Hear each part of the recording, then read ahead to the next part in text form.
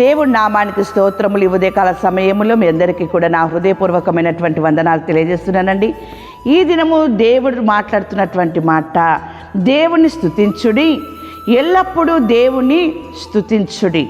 దేవుని స్తుతించడం ఎప్పుడు జరుగుతుందంటే, నువ్వు ఆనందంగా ఉన్నప్పుడు, నువ్వు మేలు పొందుకున్నప్పుడు దేవుడిని నువ్వు స్తుతిస్తావు. కానీ ఇక్కడ దేవుని మాట ఎలా ఉందంటే, ఎల్లప్పుడూ కూడా నువ్వు ఆనందంగా ఉన్న దేవుని స్తుతించాలి, ఆశీర్వాదం పొందుకున్న దేవుని స్తుతించాలి, ఆశీర్వాదం రాకపోయినా నువ్వు స్తుతించాలి, దుఃఖంలో ఉన్న కూడా నీవు దేవుణ్ణి స్తుతించాలి. దేవుని బిడ్డలారా చూడండి, వాక్యం సెలవిస్తోంది 81వ కీర్తన 16వ వచనంలో, అతి శ్రేష్టమైన గోధుమలను అనుగ్రహించి నేను వారిని పోషించుదును. దేవుని వాక్యం ఏం సెలవిస్తుందంటే, ఇక్కడ అతి శ్రేష్టమైన గోధుమలను అనుగ్రహించి నేను వారిని పోషించుదును. దేవుడు నిన్ను పోషిస్తున్నాడు కాబట్టి నువ్వు దేవుణ్ణి స్తుతించాలి. దేవుని బిడ్డలారా, అలాగే వాక్యం సెలవిస్తూ ఉంది కదా, ప్రసంగి 3వ అధ్యాయము 13వ వచనంలో, మరియు ప్రతివాడు అన్నపానములు పుచ్చుకొనుచు తన కష్టార్జితము వలన సుఖం అనుభవించుట దేవుడిచ్చు బహుమానమే అని తెలుసుకొంటిని అని ఇక్కడ వాక్యం రాయబడింది. దేవుడు నీకు ఇచ్చేటటువంటి బహుమానం ఏంటిదంటే, నీ కష్టార్జితము వలన నీవు సుఖం అనుభవించడమే దేవుడు నీకు ఇచ్చినటువంటి బహుమానం. దేవుడు నీకు ఇచ్చినటువంటి ఈ యొక్క సుఖమైనటువంటి అనుభవమును బట్టి కూడా, ఈ బహుమానమును బట్టి కూడా నీవు దేవుణ్ణి స్తుతించేటటువంటి స్థితిలో నీవు ఉండాలి. దేవుని బిడ్డలారా, అయితే దేవుడు నిన్ను పోషించినప్పుడు స్తుతించడమా, దేవుడు నీ కష్టార్జితము నువ్వు అనుభవించేటప్పుడు నువ్వు దేవుని స్తుతించడం అంతేనా అండి? కాదు. దేవుని బిడ్డలారా, దేవుని వాక్యం సెలవిస్తూ ఉంది. ఇక్కడ యోబు గ్రంథము 1వ అధ్యాయము 21వ వచనంలో చూసినట్లయితే, యోబు దేవుని యందు భయము భక్తి కలిగిన వాడు, ఆయన యథార్థవంతుడాయన. చూడండి, ఆయన జీవితంలో జరిగినటువంటి కార్యమును బట్టి ఆయన మాట్లాడుతున్నటువంటి మాట 21వ వచనంలో ఉంది. నేను నా తల్లి గర్భములో నుండి దిగంబరినై వచ్చి తిని దిగంబరినై అక్కడికి తిరిగి వెళ్ళుదును. యెహోవా ఇచ్చెను, యెహోవా తీసుకొని పోయెను, యెహోవా నామమునకు స్తుతి కలుగును గాక. ఈ సంగతులలో ఏ విషయమందును యోబు ఏ పాపమును చేయలేదు, దేవుడు అన్యాయము చేసెనని చెప్పలేదు. ఎంత అద్భుతమైనటువంటి మాట! యోబు జీవితంలో జరిగినటువంటి నష్టము, కష్టము, అపాయములు సమస్తమును కూడా ఆయన అనుభవించిన తర్వాత, ఆయనకు తెలియబడినటువంటి తర్వాత ఆయన దేవునితో మాట్లాడుతున్నటువంటి మాట, దేవుణ్ణి స్తుతిస్తున్న విధానము, నా తల్లి గర్భములో నుండి దిగంబరినై వచ్చి తిని నేను దిగంబరుడిగా వెళ్తాను, యెహోవా ఇచ్చెను, యెహోవా తీసుకొని పోయెను, యెహోవా నామమునకు స్తుతి కలుగును గాక అని దేవుణ్ణి స్తుతిస్తున్నాడు. కలిమిలో, సంపదలో కాదు దేవుని బిడ్డలారా ఆయన దేవుని స్తుతించేది. లేమిలో దేవుడు ఆయనకు అనుమతించినటువంటి స్థితిని బట్టి కూడా ఆశీర్వాదం పొందుకున్నాడు. ఆశీర్వాదం అంతా కూడా తీసివేయబడింది.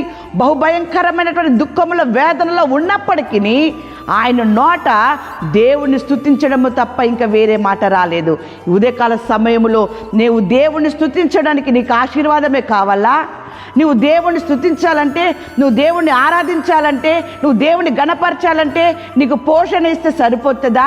నీవు సుఖానుభవం అనుభవిస్తే నువ్వు దేవుణ్ణి ఆరాధిస్తావా, దేవుని స్తుతిస్తావా? లేదంటే దేవుని స్తుతించలేక అన్యాయముగా దేవుని పైన నువ్వు నిందలు మోపుతావా? యోబు అలాగుండలేదు. దేవుని బిడ్డలారా, ప్రతి విషయములో, శోధనలో, ఇబ్బందులు, సమస్యలు, సుఖములో అన్నిటిలో కూడా ఆయన ఎల్లప్పుడూ దేవుణ్ణి స్తుతించేవాడిగా ఉన్నాడు.